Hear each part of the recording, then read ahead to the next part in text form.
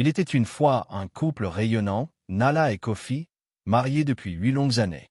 Leur maison, nichée au cœur d'un village paisible, semblait être un havre de bonheur. Pourtant, derrière les murs décorés de photos souriantes, une douleur silencieuse pesait sur leur cœur. Malgré toutes leurs prières et leurs efforts, ils n'avaient pas d'enfants. Cette absence creusait un vide dans leur vie, amplifié par les regards désapprobateurs de leur famille et les murmures incessants du village. Mais Nala et Kofi s'accrochaient à leur amour, déterminés à surmonter cette épreuve ensemble.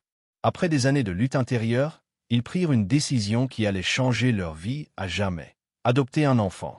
Leur choix se porta sur une petite fille de 7 ans, Aïssatou, une enfant pleine de vie malgré un handicap qui l'obligeait à utiliser un fauteuil roulant.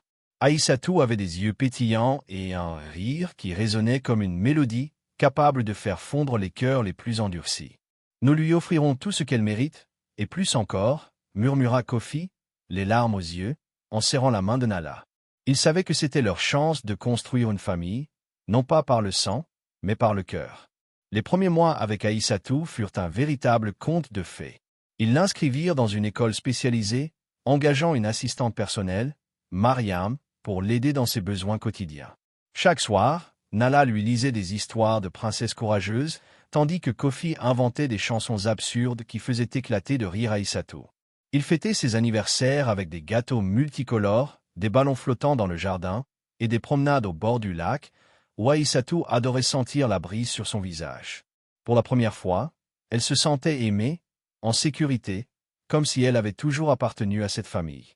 Puis, un jour, l'impensable se produisit.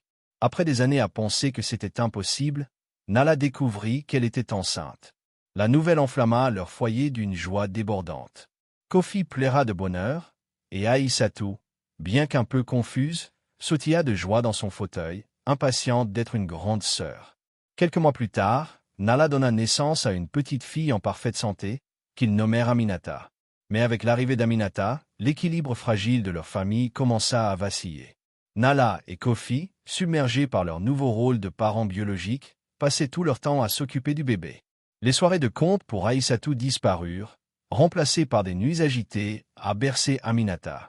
Les sorties au lac devinrent de vagues souvenirs, et les rires d'Aïssatou, autrefois si fréquents, s'éteignirent peu à peu. Aïssatou faisait de son mieux pour être une grande sœur exemplaire. Elle souriait à Aminata, lui chantait des chansons, et demandait à la tenir dans ses bras. Mais Nala et Kofi, par peur qu'elle ne fasse mal au bébé à cause de son handicap, la repoussaient doucement. « Pas maintenant, ma chérie, » disait-il, sans voir la douleur qui s'accumulait dans les yeux d'Aïssatou. À l'école, les choses empirèrent. Ses notes chutèrent, et elle, autrefois si bavarde, devint silencieuse, presque invisible. Son enseignante, Madame Diallo, remarqua ce changement et convoqua Nala et Kofi. « Aïssatou a besoin de vous, » leur dit-elle avec gravité. Mais le couple, épuisé par les nuits blanches et aveuglé par leur obsession pour Aminata, balaya ses inquiétudes. « Elle s'adapte, c'est normal, » répondirent-ils, convaincus que tout irait bien. Le premier anniversaire d'Aminata arriva, et Nala et Kofi organisèrent une fête somptueuse. Le jardin était décoré de guirlandes, et les voisins apportaient des cadeaux. Mais au milieu de cette effervescence, Aïssatou fut oubliée. On ne lui acheta pas de nouvelles robes, on ne l'inclut pas dans les jeux. Depuis sa chambre, elle regardait par la fenêtre, ses petites mains serrant son vieux lapin en peluche, tandis que des larmes silencieuses coulaient sur ses joues. Peu après cette fête, une tragédie frappa. Aminata tomba gravement malade. Nala et Kofi, désespérés, firent tout pour la sauver, mais malgré leurs efforts, la petite fille s'éteignit dans la nuit. La perte dévasta le couple. Leur maison, autrefois remplie de rires, devint un tombeau de silence et de culpabilité. Dans leur chagrin, ils se tournèrent à nouveau vers Aïssatou, cherchant à combler le vide. Mais pour Aïssatou, ce retour d'attention sonnait faux, comme une tentative de réparer un cœur déjà brisé. Puis, comme un miracle cruel, Nala tomba enceinte à nouveau, cette fois de jumeaux. L'excitation revint dans leur foyer, et une fois de plus, Aïssatou fut reléguée à l'arrière-plan. La mère de Nala, une femme sage et perspicace, les mit en garde, ne négligez pas Aïssatou. Elle est votre fille, autant que ses jumeaux le seront. Mais ces paroles tombèrent dans l'oreille d'un sourd. Les jumeaux, Malik et Zara, naquirent en bonne santé, et Nala et Kofi concentrèrent toute leur énergie sur eux. Aïssatou fut transférée dans une école moins chère, tandis que les jumeaux furent inscrits dans les meilleures institutions. Lentement, l'amour qu'ils avaient jadis porté à Aïssatou se transforma en indifférence, puis en impatience. Nala, autrefois si douce, se mit à crier sur Aïssatou pour des erreurs insignifiantes. Kofi, lui, devint distant, comme si Aïssatou n'existait plus. Un été, Mariam, l'assistante d'Aïssatou, dut partir une semaine pour rendre visite à sa mère malade au village. Nala et Kofi, au lieu de trouver une remplaçante, décidèrent de partir en vacances avec les jumeaux, laissant Aïssatou seule à la maison.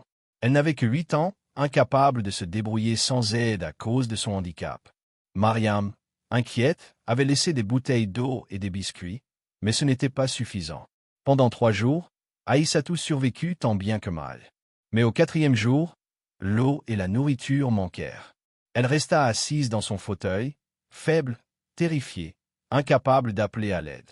Les voisins, habitués à ne pas intervenir, ne remarquèrent rien. Quand Mariam revint, elle trouva Aïssatou dans un état critique, déshydratée, à peine consciente, entourée de ses propres excréments. Horrifiée, elle la conduisit immédiatement à l'hôpital, où les médecins luttèrent pour lui sauver la vie. Mariam tenta d'appeler Nala et Kofi, mais ils étaient trop occupés à profiter de leurs vacances pour répondre sérieusement. Désespérée, elle contacta l'agence d'adoption qui avait placé Aïssatou. L'agence d'adoption, bouleversée par l'état d'Aïssatou, prit en charge ses frais médicaux et lança une procédure légale pour la retirer de la garde de Nala et Kofi. Quand le couple rentra de vacances, ils furent accueillis par une ordonnance du tribunal. L'agence les accusa de négligence grave et Aïssatou leur fut retirée. Ils durent payer une amende colossale, mais leur esprit était ailleurs. Ils planifiaient déjà une grande fête pour l'anniversaire des jumeaux. La fête fut grandiose, vantée dans tout le village. Mais le lendemain matin, une nouvelle tragédie frappa. Nala entra dans la chambre des jumeaux pour les réveiller et trouva leurs corps immobiles. Malik et Zara étaient morts dans leur sommeil, sans aucune explication médicale. Le village murmura, certains accusant le couple d'avoir maudit leur propre maison par leur comportement envers Aïssatou. Nala sombra dans une spirale de folie, hantée par des visions des jumeaux et d'Aïssatou. Elle passait des heures à parler seule, serrant les vêtements de ses enfants disparus, convaincue que la maison était maudite. Kofi, rongé par le remords, sombra dans l'alcool. Leur mariage, autrefois un pilier, s'effondra sous le poids de la douleur et des regrets. Pendant ce temps, Aïssatou fut placée dans une nouvelle famille, les Sow.